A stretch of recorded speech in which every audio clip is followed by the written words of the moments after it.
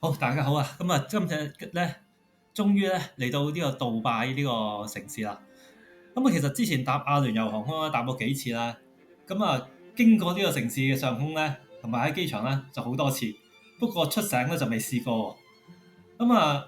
由於搭佢飛機咧，睇佢機上嗰啲介紹咧，成日咁講話都有咩好玩咧。洗晒腦啊！今次咧終於的起心肝啦，喺翻英國之前咧。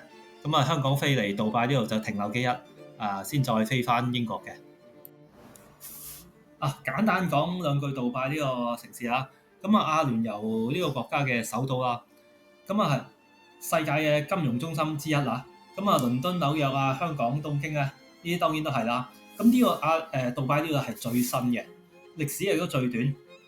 基本上咧，所有見到嘅嗰啲建築物建設咧，全部都係好新近呢幾廿年先至起嘅。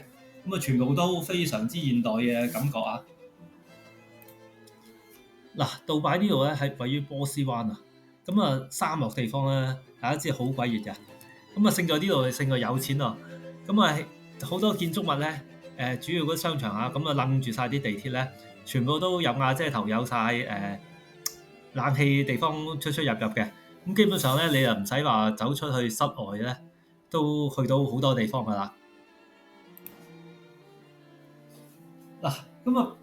呢度咩都係室內啊，包括呢個唐人街喎。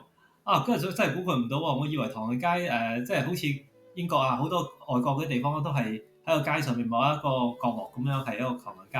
呢度咧都喺商場裏邊嘅一部分嚟嘅。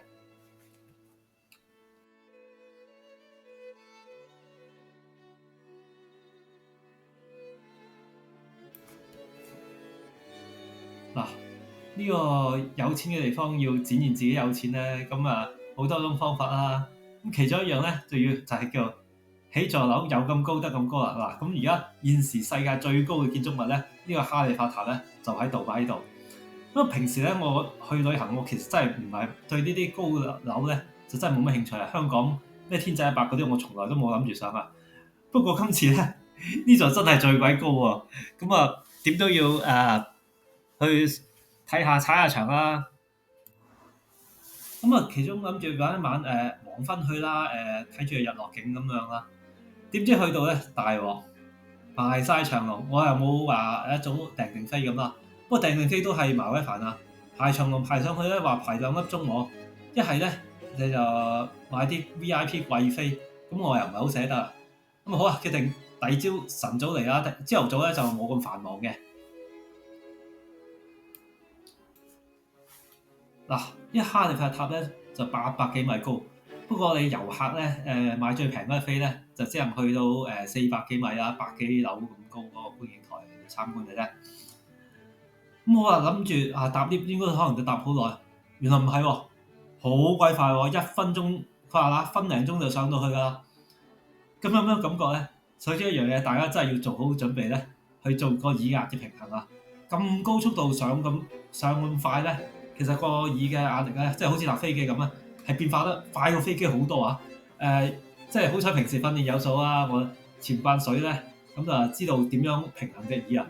其實都幾大反應㗎，即係唔玩過都唔知啊！上到嚟咧，終於上到嚟啦。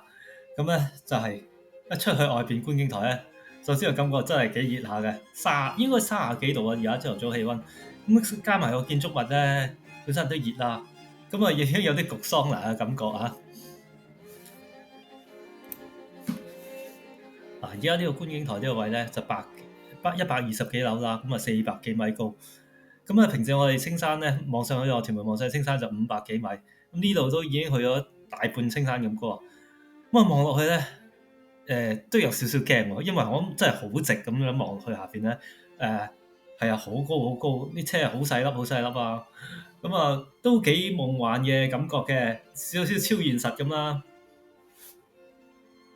有個景點啊，中南島啊呢個，喺上空望落嚟咧，呢個島係好特別啊！呢個填海填出嚟成個貝殼咁嘅形嘅一個島啦。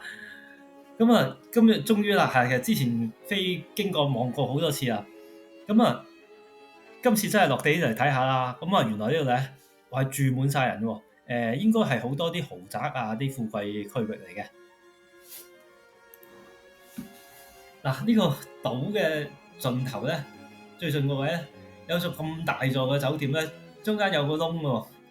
咁啊係啊，打機啊或者咩咧，睇電視咧都見過好多次啊，真係好鬼夢幻嘅一個設計啊！咁啊，今次嚟到啊，點都要嚟到打個卡啦，望一望實際環境係點樣啦。嗱，原來佢呢座咁嘅酒店下邊有個好大嘅一個水上樂園啊！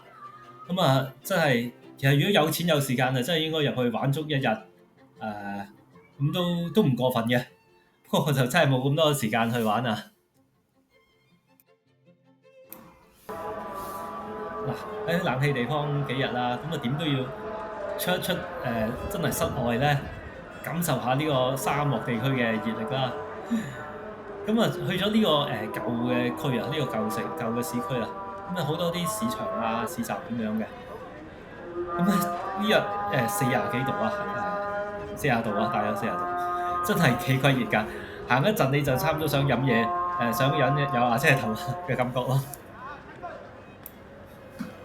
嗱，咁啊見到其實呢啲咁嘅遊客區咧，其實賣啲嘢咧，其實間間鋪頭都係大同小異㗎啦，都係啲湯遊客嘢啊，咁啊叫做係咁樣望一望就算啦，就結果我都係好多人我唔識啊，真係唔知乜料啊，咁啊都冇乜幫襯㗎啦。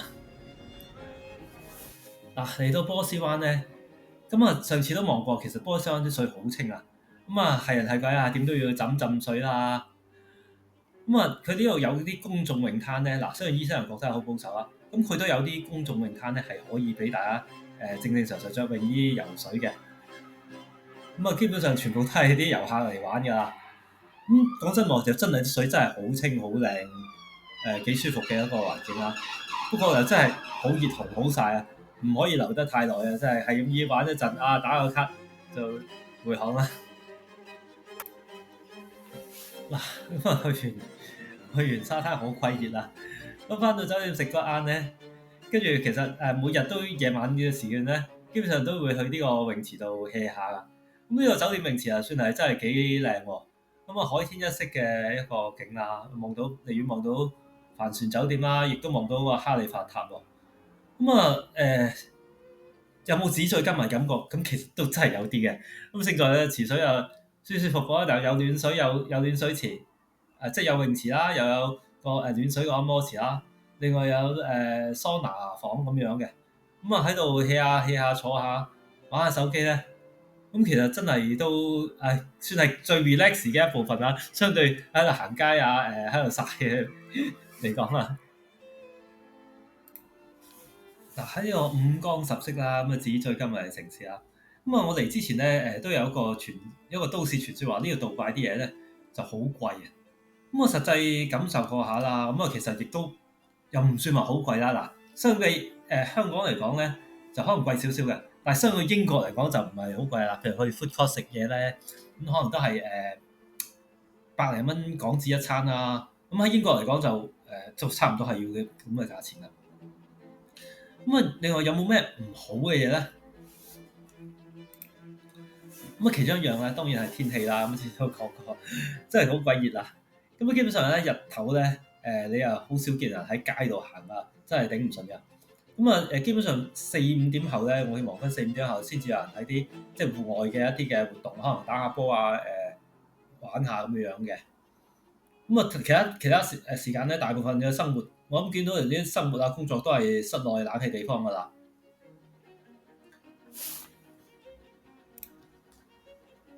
另一樣咧，伊斯蘭國家咧，始終我哋好唔慣咧，就係冇豬肉食啊呢度。